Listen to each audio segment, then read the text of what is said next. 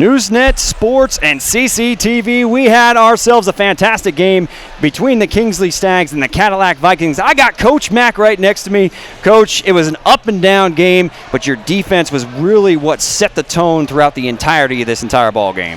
Yeah, I thought we defended really well, especially early pressing a little bit.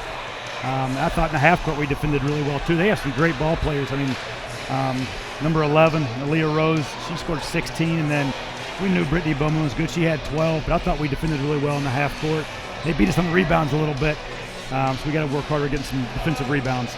Yeah, they really crashed the offensive glass, but for the most part, as far as playing the passing lanes and just harassing the ball carrier or ball handlers as they cross midcourt, you were all over them defensively. But tell me a little bit about what happened. I know that McKenna Bryant had the kind of unfortunate technical foul. She had 4 personals, got a little frustrated, but ultimately she had herself a pretty impactful performance before she picked up the technical. Yeah, she sure did. She had 14 before she didn't play the fourth quarter. She had 3 threes, and she was 3 for 4 from the line. And just, one of those plays, I thought it was a good hustle play. It's probably a 50-50. I thought it was. And the girls got tangled up, and then I felt like McKenna thought she was getting some calls that maybe, it happens in a game, a little unfavorable. You got to play through that. She knows that. She has to play through as a senior leader and figure that out. I think the frustration afterwards is going to upset her more than anything else, and the fact she had to sit that fourth quarter.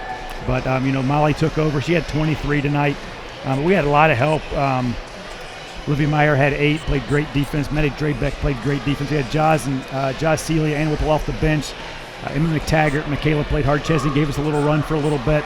And so I thought we had a lot of good work tonight on the court against a great team. They were 4-1 coming in. Oh yeah. And their only loss, I think, was to Midland, who's a Division I basketball team. And so, they lost to Manton. Excuse me. And Manton's a good team. So they're good. They have a great coach, great team, and we're probably going to see them again.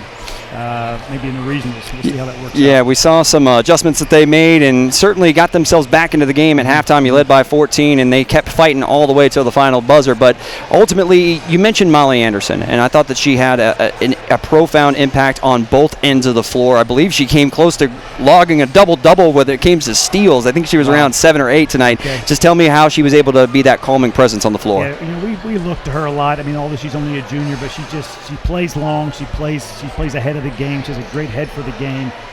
We asked her to handle the ball a lot. She only sat for just a brief time to get a breather, and she played a bunch tonight, but we ask a lot of her. She shoots the ball well. She gets to the rim. She defends. She blocked a few shots tonight, jumped in passing lanes. So, I thought we did a great job on the defensive end.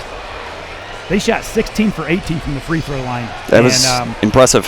That's we can't give those up. That's just too many free ones, right? 16 of those. We move our feet and play a little bit, but like I said, you kind of, when you're up playing tight, you're going to get called once in a while. And when you're playing a good basketball team, they're going to find ways to try to stay in the ball game, even if they don't have it going from the field.